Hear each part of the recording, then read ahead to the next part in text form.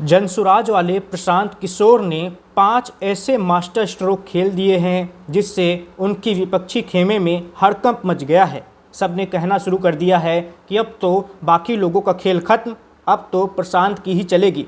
जी हाँ, कुछ ऐसी ही बातें बिहार में इस वक्त चल रही हैं। तो प्रशांत किशोर का ये 5 मास्टर स्ट्रोक कौन सा है और ये किस तरह से लोगों को जनसुराज से जोड़ देगा और ये जनसुराज के पक्ष में बिहार चुनाव का माहौल बना देगा, चलिए आपको बताते हैं।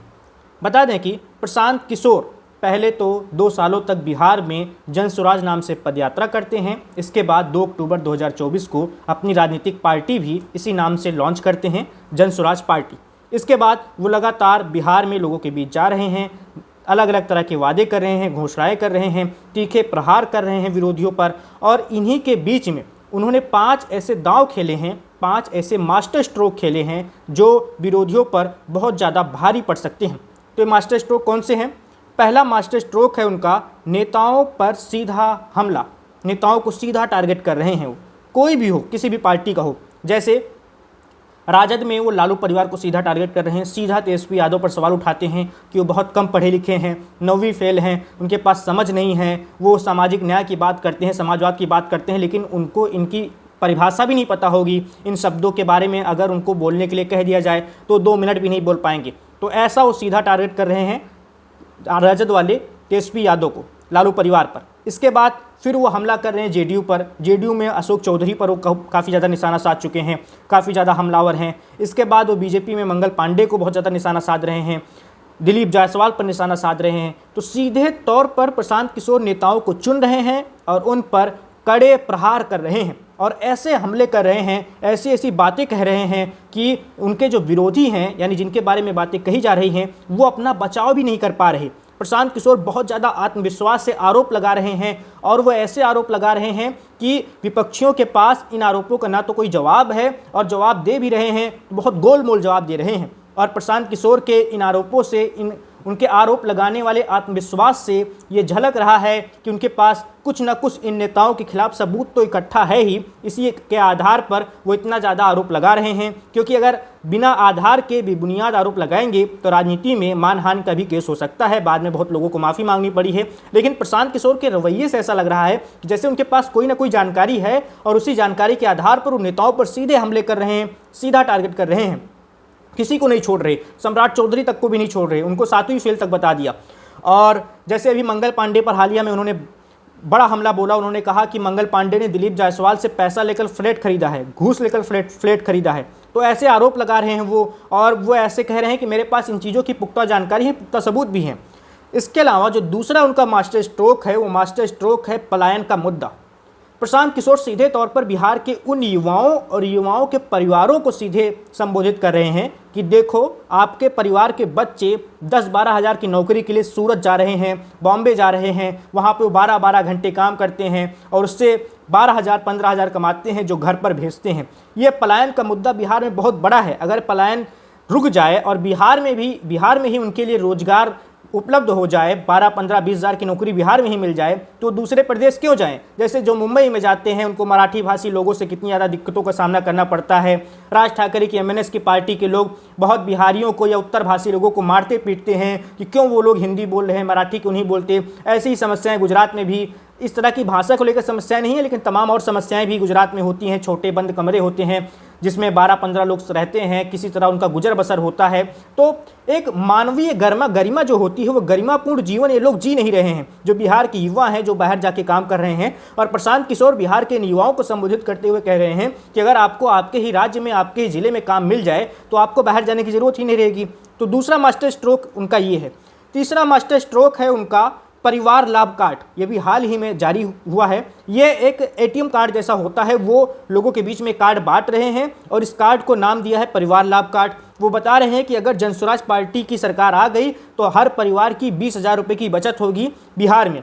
तो एक तो उनका मास्टर स्ट्रोक ये है, ये सीधे एटीएम कार्ड की तरह ये कार्ड बांटा जा रहा है। इससे ये एक लोगों के बीच में एक और उम्मीद बन रही है कि अगर ये आ गई तो 20,000 रुपये की बचत हो जाएगी जनसुराज आने पर। ऐसा हम बहुत सारे और राज्यों में भी देख चुके हैं कि पहले से जैसे रजिस्ट्रेशन करवा लिया जाता है। जैसे हम छत्तीसगढ़ में देखा था हमने कि कैसे बीजेपी ने मास्टर स्ट्रोक खेला था और बीजेपी ने पहले ही महिलाओं को लेकर रजिस्ट्रेशन करवा लिए थे, और वो दांव किस तरह से भारी पड़ गया था भूपेश बघेल सरकार को, और भूपेश बघेल को अपनी कुर्सी गंवानी पड़ी थी।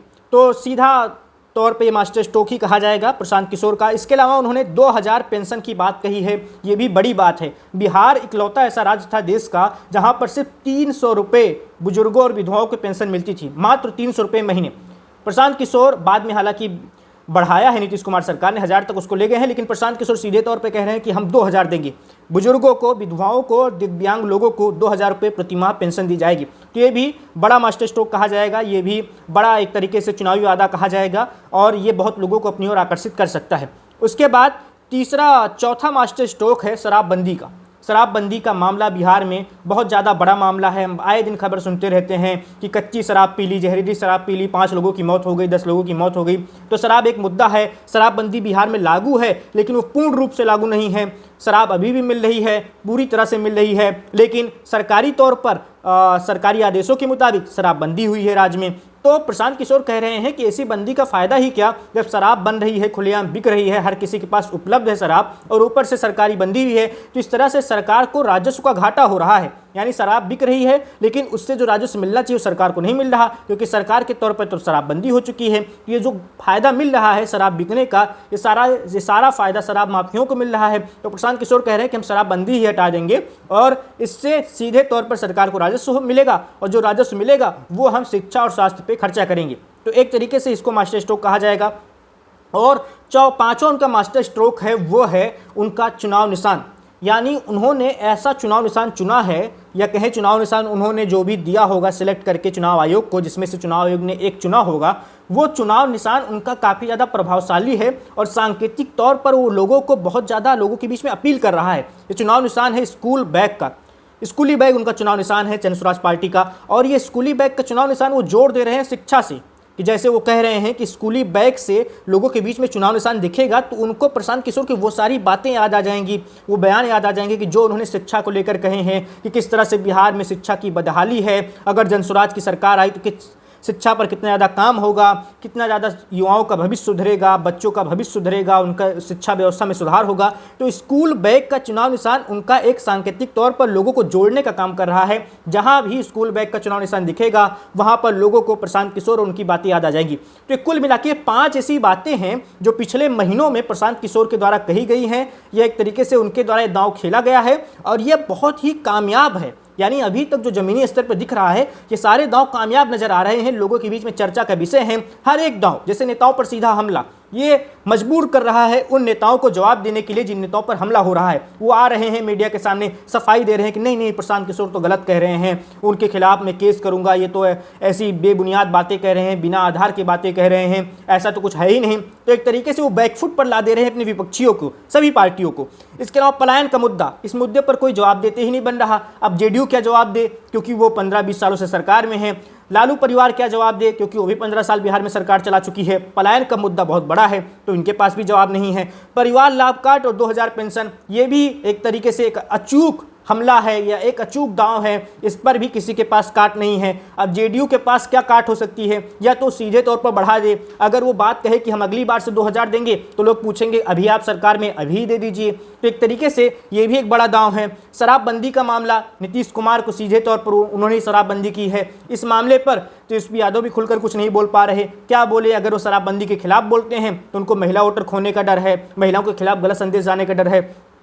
तो ये भी मामला एक तरीके से फंसा हुआ है। और स्कूली बैग वाला चुनाव निशान, देखिए चुनाव निशान जो बिहार में अभी तक का चुनाव निशान देखें सभी पार्टियों का, जेडीयू का तीर का निशान है, आरजेडी का लालटेन का है, और एलजेपी का हेलीकॉप्टर का चुनाव निशान है। तो जो बड़ी पार्टियां हैं, कांग्रेस का तो पंजा, और तो राष्ट्रीय स्तर पर बीजेपी का कमल, तो इनका चुनाव निशान बहुत ज़्यादा अपीलिंग नहीं है। जैसे जेडीयू का, आरजेडी का ले लीजिए, लालटेन, लालटेन मतलब पुराने ज़माने की याद है, वो लालटेन, उसका ज़माना जा चुका है। तो एक तरीके से उसका कोई संदेश है नहीं लालटेन में। पहले रहा होगा 80-90 के दशक में, जब लोगों के पास बिजली उपलब्ध नहीं थी, उस वक्त लालटेन एक संदेश रहा होगा। लालटेन के जरिए एक रोशनी का उजाला या एक उम्मीद की किरण के रूप में ये लोगों के बीच में छाप छोड़ रही होगी लालटेन। लेकिन अभी के ज़माने में जब सबके पास बिजली उपलब्ध है, हर घर में बिजली है, उस वक्त लालटेन का चुनाव निशान कोई अपील नहीं कर रहा। इसके अलावा जेडीयू का तीर का चुनाव निशान है, तीर भी कुछ ज़्यादा अपील नहीं कर रहा। तीर तो मतलब एक तरीके से झारखंड के लिए हम मान सकते हैं तीर कमान का अगर चुनाव निशान हो, क्योंकि वो वहाँ पर आदिवासी वोटर ज़्यादा हैं और आदिवासी पारंपरिक तौर पर हथियार के रूप में तीर का इस्तेमाल करते हैं। लेकिन बिहार में इसकी कोई खास अपील नज़र नहीं आ रही।